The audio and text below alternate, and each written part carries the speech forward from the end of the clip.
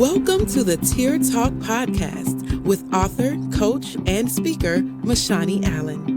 Known as the Golden Scribe, MaShani has over 2 decades of writing experience, and her passion for the craft has given her the opportunity to impart wisdom, affirmation, hope, and confidence into many.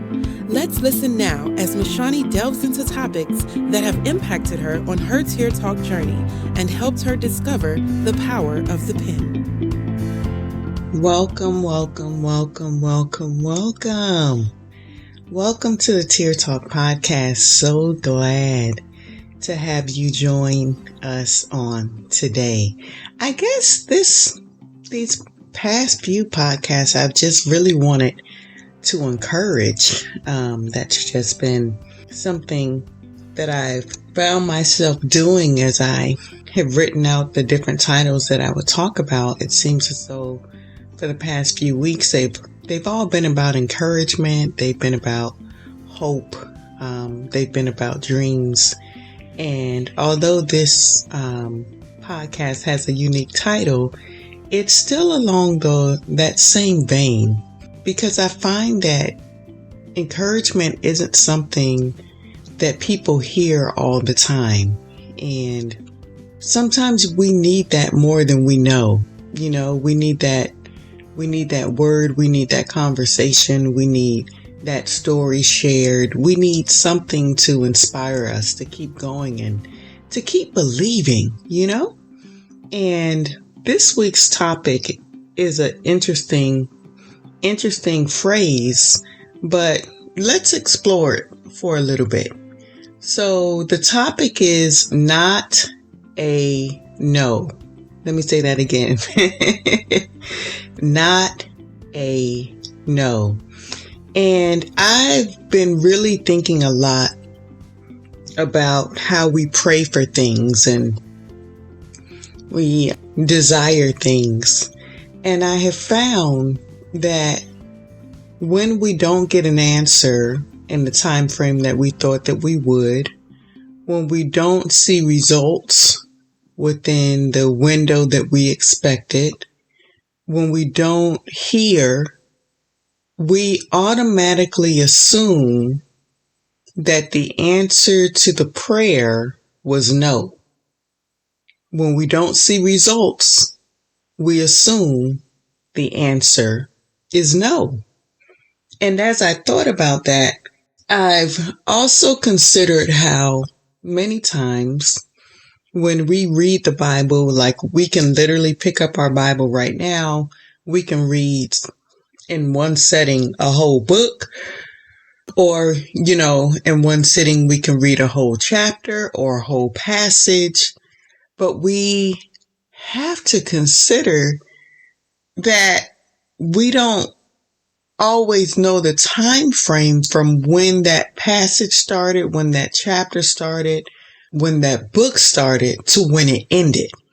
And although we are able to read all of that and digest the words and, you know, especially if it had a prayer at the beginning and then you see the answer come at the end, we can assume that it happened just like that.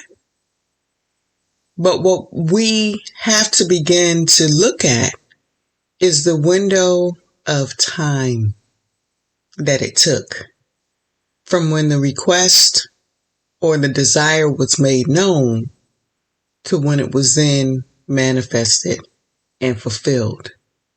And if we really begin to look at that, we will see that time plays a role and silence does not mean no.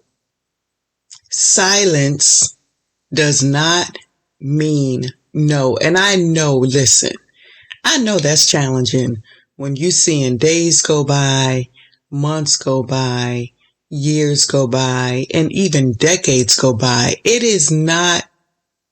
It's pretty normal to assume that because you haven't seen or heard specifically a yes, or even seen results, it is easy easy to slide on in and say that God said no. But I want to encourage you today. If you have not heard no, then what you may be really waiting on is time. It's not a no. It's timing. And I know I keep saying the word, so we dealing with N-O and then we dealing with K-N-O-W. I know in hearing this, that may not ease everyone's pain or everyone's heart, but I believe it will ease some, because as you all hear me say consistently, perspective is everything. And I've had to myself embrace things that I thought were a no, N-O, that isn't necessarily what it is. A lot of times it really is about time. And I think about how I was listening to an audiobook, and this particular book had different stories about chess. And one thing that happens when people play chess professionally is there's a clock that they hit. And when that clock is hit, that means it's time for their opponent to begin moving. And as I was thinking about this podcast and thinking about how we live our lives, we don't a lot of times know when our clock has been hit, and we don't know what the window of time has been given on that clock for us to be able to make our moves and do the things necessary to get in place and to get in position for different things. And if we start to look at our situations as it's not a no, but it's about me getting in position. It's about me getting in place. It's about me doing certain things. It's about me obeying. When we start to look at it that way and allow that to be our momentum to keep going, I think that will help us to not get stuck and being upset and being frustrated. And I'm not saying those things won't happen and that time won't come. But if we begin to see things as it's not a no, I think that could be a form of empowerment for us to start asking ourselves, well, what have I done? What have I not done? What should I be doing? Is there something else? And mind you, again, when it's about time, you may have done literally all that you're supposed to do. But sometimes the timing isn't just based on you. It's based on other people as well. So if other people aren't in place, it's really not a no. Again, it's about timing. And a lot of times I believe for certain things that we're desiring, it's about a set time. And we never really know what that is, when that is, how that is to come about. We just have to trust and believe Him. And I am really, when I'm speaking to you, I'm also encouraging myself at the same time. Because there definitely are things that I have been patiently waiting for. And I've definitely had my moments of frustration and my moments of aggravation and my moments of, 1,001 questions. But then what helps me is I look at how much I've grown. I look at how much I've matured. I look at how much I've yielded. I look at how much I've obeyed. And when I can look at that and know that I have done well and that I have done my part, it helps me to realize it's not on me. It's on His timetable, and all I can continue to do is be continue to become the best me that I can be while I'm waiting, and continue to believe that the answer will come. I will see the dream. I will see the promise. But even while I'm waiting, I will continue to do the work. And I wanted to share, and I think I may have shared this verse possibly in one of the podcasts that I've done before, but I want to share it again. And the first one that I want to share is Ecclesiastes 3:11. I'll just stick with this one. And it says, He hath made everything beautiful in His time. In His time. Also, He hath set the world in their heart, so that no man can find out the work that God maketh from the beginning to the end. Now, in the Voice translation, the same verse says, And I know God has made everything beautiful for its time. God has also placed in our minds a sense of eternity. We look back on the past and ponder over the future, yet we cannot understand the doings of God. And it's interesting because a lot of times when we look at our lives in the moment that we're in, or we'll look at our lives in the season that we're in, or we'll look at our lives in the circumstance that we're in. But one thing that we many times can't conceive is the weaving and the tapestry of God from the beginning of our lives. And of course, we can't see the end of our lives, but even to the moment that we're in, we really don't always understand or perceive the hand of God.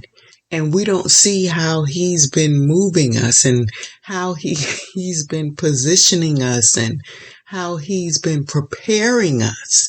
I think that is such a key word. A lot of times when we think He said no, that's not the case. It's not even about a no. It's like, I need to prepare you for the yes that you desire. I need to prepare you for the dream that you are to walk in. I need to prepare you for the moment. And we don't always consider that. We just focus on the fact that it hasn't happened yet. And because it hasn't happened in 1 year, 5 years, 10 years, 20 years, 30 years, we assume that means it's a no. But it is not a no. It's a not yet, or it's a preparation, or it's my timing.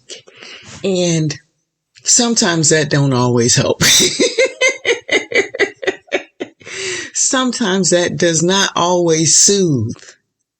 But I really pray that for at least one of you, as you listen to this, it brings a sense of comfort, and it brings a sense of ease for you and for us to just continue to rest and move and continue to do what we know to do, and to continue to do our part to be positioned rightly. And when I say positioned, although a lot of that can be an external thing, I believe the greatest position is the position of the heart.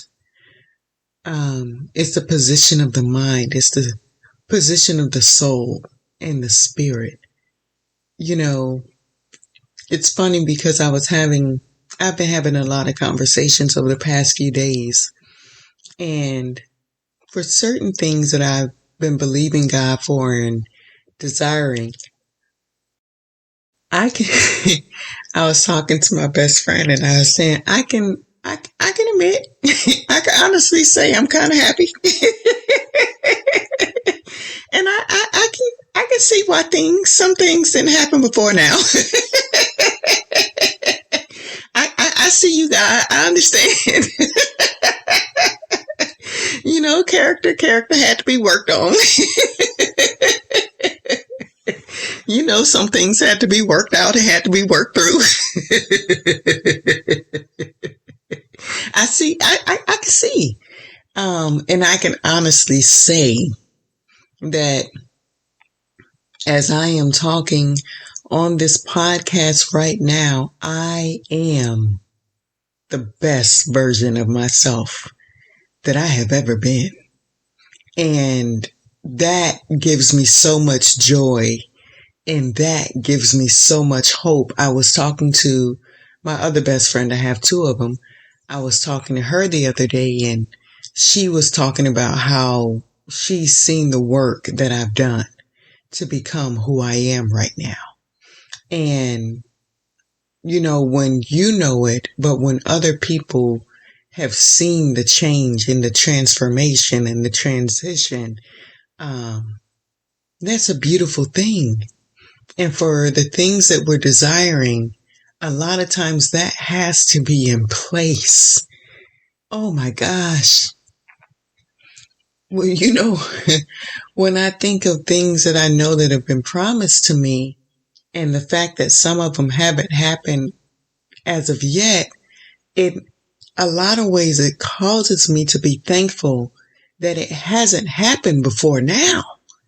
Because I really could have jacked some stuff up. I really could have messed some stuff up. I really could have mishandled the very thing that I desired because of wrong mindsets and because of unresolved issues and the hard conversations that I didn't want to have. So as you're listening to me, I would hope that you're really processing some things and asking yourself some hard questions. And based on your answers, seeing it's not that he said no. It's just that he said you're processing. And processing and no is not the same thing. And don't beat yourself up or feel as though you're off or feel as though you're wrong. No, I'm just processing. I'd done something a few years ago around Thanksgiving, and I was talking about cooking a turkey for Thanksgiving and how, you season it and you put all this, you got to first you got to clean it and gut it and all that good stuff. But then you season it and you put all the stuff on the inners, so it can be nice and juicy, and you put it in the oven. But you can't keep opening the oven to see if it's ready. Because if you do that, it will never cook properly. First of all, it probably won't even cook.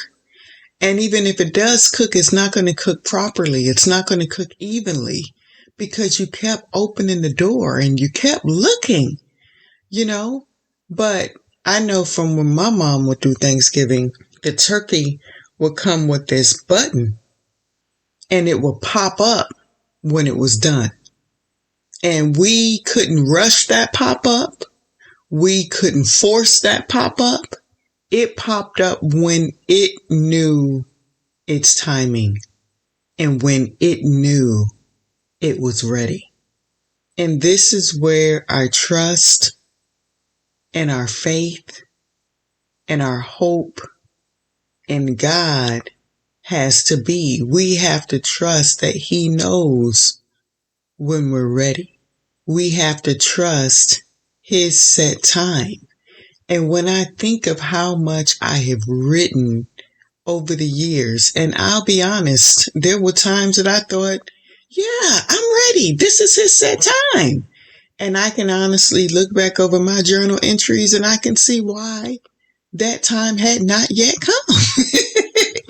It was not yet there because I was still in process, but I'm thankful that I can look back on my journals and see how much I have processed to be able to make the statement that I am my best self at this moment in this time. And all I can do is be excited about getting better. So if you have a journal, I would really like it if on one of your pages you wrote not a no, and you use that as a defense in your heart when you try to disqualify yourself or feel as though you're off or you're wrong, just say, no, it's not a no, but keep doing what you know to do until he says now. And we can't force his hand and we can't force his now, but we can believe that he is the good God that he has shown himself to be. And we can desire his timing more than our timing because we know that his timing is absolutely perfect. So be encouraged. Be encouraged. Be empowered. And take on a new thought process that it's not a no. It's just about his timing. For many of us, like that chessboard, our clock has been hit. We just don't know the timing or the time frame that has been given to us to play out our role before he says, time, now. So it's up to us to believe him again, to be the good God and the God who keeps his promises and the God who fulfills, and to not allow time, our time, or society's time to be the determining factor of whether or not he said yes or whether or not he said no, but to trust him and to believe that in his time, that right time, all will fall into place and we will be even the more grateful for it because we know that when he does it, that means we have been processed. And like that turkey, when that button pops, that means we are ready. And I hope that the next time that you see that a Tear Talk podcast has posted, that you decide to press play. Thank you for joining the Tear Talk podcast. You can purchase today's featured t-shirt and learn more about MaShani by visiting MaShaniAllen.com. Also, check out her exclusive line of custom journals at bit.ly/The Golden Scribe.